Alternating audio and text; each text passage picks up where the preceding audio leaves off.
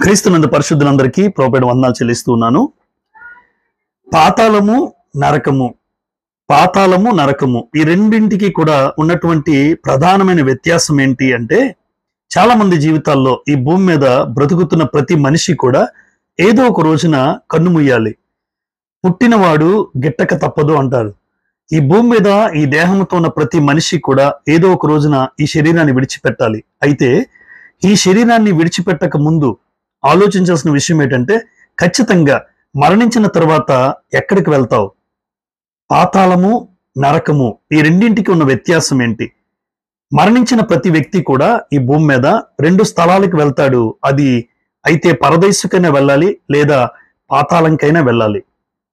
దేవుడు ఏ లేఖనాలు అయితే అనుగ్రహించాడో, దేవుడు చెప్పిన ప్రకారము ఈ భూమి మీద బ్రతికే ప్రతి మనిషి కూడా, ఆయన లేఖనానుసారంగా బ్రతికే ప్రతి మనిషి కూడా మరణించిన తరువాత పరదేశు చేరుకుంటాడు.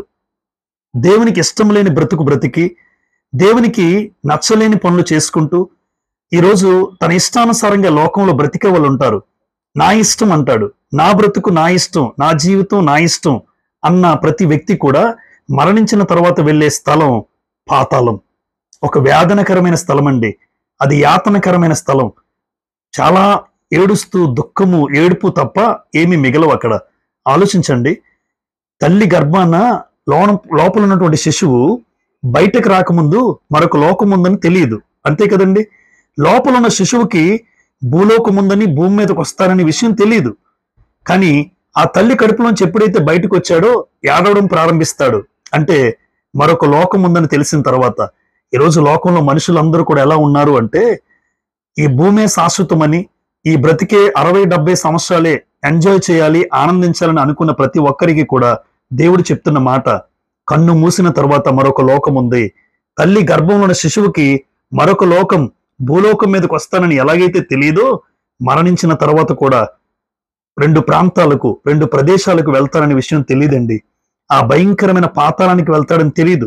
ఈరోజు పాతాళానికి నరకానికి ఉన్న వ్యత్యాసం ఏంటంటే, మరణించిన తర్వాత వెళ్ళిన వెంటనే స్థలం, దేవుడు చెప్పినట్టు బ్రతికితే పరదేశు, దేవునికి వ్యతిరేకంగా నీ ఇష్టానుసారంగా బ్రతికితే వెళ్తే ఆ లోకం పాతాళం. ఈరోజు దేవుని యొక్క క్రీస్తు కుమారుడు ఆ రాకడ రెండవ దినాన్ని వచ్చినప్పుడు భయంకరమైనటువంటి శాశ్వతమైన స్థలానికి వెళ్తాడు. పాతాళం అనేది ఒక టెంపరరీ ప్లేస్ మాత్రమే, అది శాశ్వతమైన స్థలం కాదు. నిత్యము అగ్ని ఆరదు, పురుగు చావు అనేటువంటి స్థలానికి అది నరకమండి. పాతాళముకి వెళ్ళిన వాడు శాశ్వతమైన స్థలం ఏదంటే నరకానికి వెళ్ళిపోతాడు. ఆ భయంకర పరిస్థితి ఎవరూ తెచ్చుకో